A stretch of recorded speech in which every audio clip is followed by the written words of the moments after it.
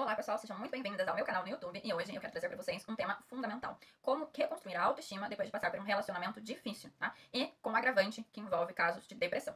Se você tem enfrentado um momento delicado após o fim de um relacionamento, seja um relacionamento amoroso ou de amizade, ou até mesmo encerrou um ciclo profissional na sua vida, saiba que esse vídeo é pra você e fica aqui até o final, tá?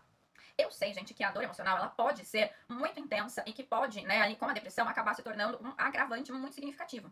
Então, para a gente poder falar um pouquinho sobre isso, eu vou responder 3 perguntas que são muito frequentes a respeito de como você pode recuperar a sua autoestima, mesmo quando a depressão parece um peso adicional. Bom, por que a autoestima fica tão abalada depois de terminar um relacionamento difícil? A resposta é a seguinte, gente. Quando a gente passa ali por um relacionamento difícil, a nossa autoestima, ela muitas vezes fica comprometida. Isso mesmo. E esse comprometimento, ele tá ali atrelado a muitos fatores. Inclusive, as críticas constantes que podem, né, ter acontecido dentro desse relacionamento. A falta de validação. Então, você ali não se sentia parte da relação. Ou você se achava ali inferior a outra pessoa. Não validava os seus esforços. E é algo que acaba sendo natural da nossa existência. Querer essa validação ou buscar por essa validação. Obviamente que isso não é, né, saudável você ficar o tempo todo buscando a validação do outro. Mas é algo que é natural, tá? Então faz completamente parte da vida você se perceber ali nessas circunstâncias, né? E buscar essa validação. E quando você não tem, quando você não é respeitada, você não é validada, você não é compreendida pela outra pessoa, o que acontece muitas vezes é que você acaba ali sendo minada na sua autoestima, tá? E também tem ali o fim de um sonho que existia, né? De uma relação, principalmente se a gente vai falando de uma relação amorosa, onde existiam planos, sonhos, objetivos, e que se findam. Então é muito difícil mesmo esse recomeço. E por isso que você se sente tão abalada assim, tá? Todos esses fatores, como eu mencionei aqui, eles podem fazer com que você se sinta inferior, inadequada. E quando a gente traz a questão da depressão, né? Ela entrando dentro, né, nesse cenário, ela pode acabar intensificando esses sentimentos, fazendo até mesmo com que você se sinta ainda mais distante da sua essência, dos seus valores, tá? Então, assim, né, além disso, a gente vai ter aqui algumas informações importantes que eu quero trazer pra vocês, tá? A insegurança e a dúvida, ela é algo que acaba ficando ali na vida, então ela permeia muito, tá? A criação, além de crenças autodepreciativas, isso mesmo. Então, assim, o que acontece, né? Você foi exposta, né? A mulher é exposta, né, a muitas críticas, a muita manipulação, e faz com que ela acredite nas próprias falhas. Então, ela passa a acreditar no que o outro falava a respeito dela. E aí ela tem essa perda da percepção do alto valor, entende? Então, assim, a mulher ela passa a se sentir cada vez mais inferior e sem nenhum mérito. Aí a gente também tem esses impactos que vão afetar a saúde mental, como eu mencionei. Por quê? Quando a gente tem o estresse e o sofrimento emocional que são causados pelas relações difíceis aqui, a gente vai entendendo que isso leva ao desenvolvimento da depressão, mas também pode levar ao desenvolvimento da ansiedade. Mas nesse vídeo hoje a gente vai falar um pouco sobre essa questão da depressão, que vão, obviamente, afetar diretamente a autoestima, tá? Com isso, o que acontece, né? Existe ali um processo de submissão dentro da relação que também precisa ser ressignificado. Porque quando você tá dentro de um relacionamento que é tóxico, que é disfuncional, essa sensação, né, o medo de estar sempre ali à exposição, de estar sempre à mercê de ser abandonada a qualquer momento, trazendo ali o sentimento de rejeição, faz com que muitas mulheres, né, permaneçam dentro dessas relações e aí quando saem de uma forma muito prejudicial. Ah, por quê? Porque saem acreditando que não são dignas de afeto, que não vão conseguir se relacionar e saem acreditando no que a outra pessoa falava sobre ela. E aí a gente também tem esse, né, agravante, que é a dificuldade de reconhecer o próprio valor. Por quê? Porque a mulher, quando ela passa por esse processo, né, e tem esse rompimento, o que acontece ali? Vai minando a autoestima e aí desenvolve essa questão da baixa autoestima, e ela vai ter dificuldades de identificar suas próprias qualidades e intensificando o olhar só para os defeitos. Então a mulher ela para de ver as qualidades, ela não se percebe como uma mulher que tem ali as suas qualidades, e aí ela passa a se ver só como uma mulher que tem defeitos, que são muito maiores, inclusive, do que realmente são, tá? Então, assim, tudo isso é um fator que é muito importante de ser considerado pra gente entender como que reconstrói a autoestima depois de passar por um processo desse, tá bem? Então a gente precisa entender que não existe essa fórmula mágica, não tem nada que vai ser do dia pra noite, exige sim, inclusive de você com você mesma, respeito, precisa existir esse respeito de você com você, precisa existir essa autocompaixão e entender que pra você recomeçar é importante aceitar e entender que vai ser um processo devagar. Aí nós temos pergunta de número 2. Como a depressão afeta o processo de reconstrução da autoestima?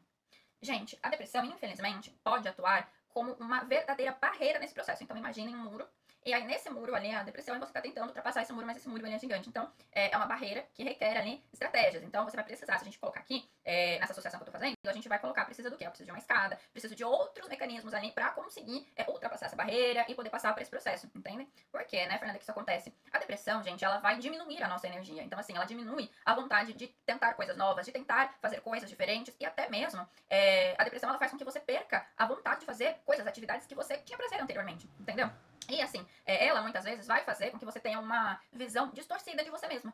E aí, o que acontece, gente? E aí, ao invés da gente ir lá e buscar e tentar novamente, né, sermos aí resilientes, o que acontece? A pessoa, ela passa a se ver somente como uma pessoa incapacitada. Então, a pessoa, ela sai ali, né, desse perfil, vamos dizer, de vou tentar, eu vou continuar, eu vou dar os meus passos, para um perfil de não quero mais, não vale a pena, não vou tentar, não tenho mais ânimo, não quero mais seguir adiante, tá? Então, são pontos aqui, percebem como que pode ser um fator muito agravante, inclusive, gente, mulheres em situação de vulnerabilidade dentro de relacionamentos que são tóxicos, sejam relacionamentos abusivos, amorosos, de amizade, familiar, ou até mesmo dentro de um emprego.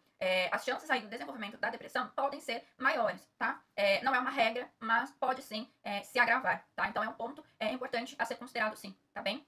E aí, gente, né? Esse ciclo, ele começa a virar ali uma coisa muito repetitiva mesmo. Porque você fica sempre se julgando, você fica sempre se criticando, o que vai tornando ainda mais difícil de reconstruir a sua autoestima. Porque lembra que eu respondi, né, anteriormente na pergunta? Essa questão da autoestima, gente, o que acontece, né?